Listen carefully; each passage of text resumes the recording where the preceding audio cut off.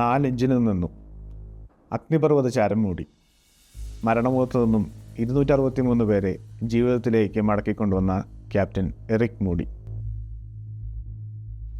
1982 നടന്ന British Airways flight 9 അത്ഭുതകരമായ അതിജീവനത്തിൻ്റെ കഥ വ്യോമയാന ചരിത്രത്തിൽ തന്നെ ഏറ്റവും അമ്പരപ്പിക്കുന്ന സംഭവങ്ങളിലൊന്നാണ്.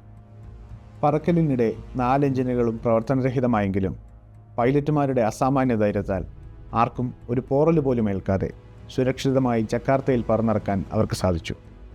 പൈലറ്റുമാരുടെ ലോകത്തെ എക്കാലത്തെയും ഹീറോയായ ക്യാപ്റ്റൻ എറിക് മൂഡിയാണ് ഈ ബോയിങ് 747 വിമാനം നിയന്ത്രിച്ചിരുന്നത്.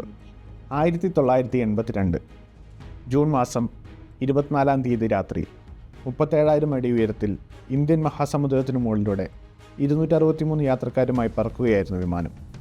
എന്നാൽ വെറും 2 മിനിറ്റിനിടെ വിമാനത്തിൻ്റെ 4 എഞ്ചിനുകളും ഓരോന്നോരോന്നായി നിലച്ചു. വിമാനയാത്രയുടെ ചരിത്രത്തിലെ തന്നെ ഏറ്റവും മികച്ചതും ശാന്തവുമായ അറിയിപ്പുകളിലൊന്ന് യാത്രക്കാർക്കായി ക്യാപ്റ്റൻ മൂഡി അന്ന് നൽകി. Ladies and gentlemen, this is your captain speaking. We have a small problem. All 4 engines have stopped. We're doing our damnedest to get it under control. I trust you are not in too much distress.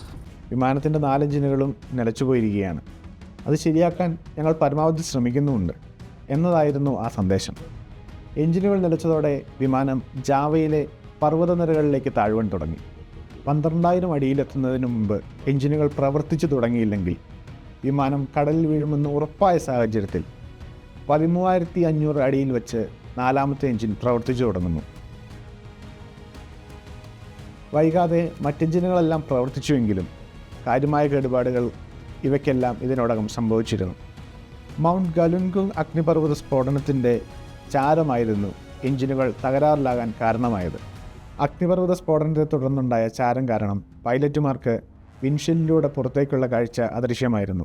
അഗ്നിപർവ്വതത്തിൽ നിന്നുയർന്ന ചാരമേഘം കാരണം വിമാനം റേഡാറിൽ കണ്ടെത്താനും സാധിച്ചിരുന്നില്ല. എന്നാൽ വിൻഷീൽഡിൻ്റെ ചെറിയൊരു ഭാഗത്തൂടെ മാത്രം നോക്കി അസാമാന്യമായ മേൽവഴക്കത്തോടുകൂടി captain Moody സുരക്ഷിതമായി ജക്കാർത്തയിൽ വിമാനം ലാൻഡ് ചെയ്യിച്ചു.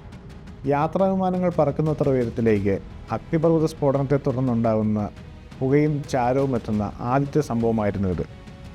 ലോകമെമ്പാടുമുള്ള പൈലറ്റ് പരിശീലന മാനുവലുകളിൽ ഇതൊരു സ്റ്റാൻഡേർഡ് സ്റ്റഡി കേസായി മാറുകയും ചെയ്തു. ഇതോടുകൂടി ക്യാപ്റ്റൻ എറിക് മൂഡി ലോകത്തെമ്പാടുമുള്ള പൈലറ്റുമാർക്ക് ഒരു മാതൃകയായി മാറുകയും ചെയ്തു. 2024 മാർച്ചിൽ അദ്ദേഹം അന്തരിച്ചുവെങ്കിലും വിമാനയാത്രാ ചരിത്രത്തിലെ അവിശ്വസനീയമായ അതിജീവനത്തിൻ്റെ കഥ ലോകം ഇന്നും ഓർക്കുന്നു.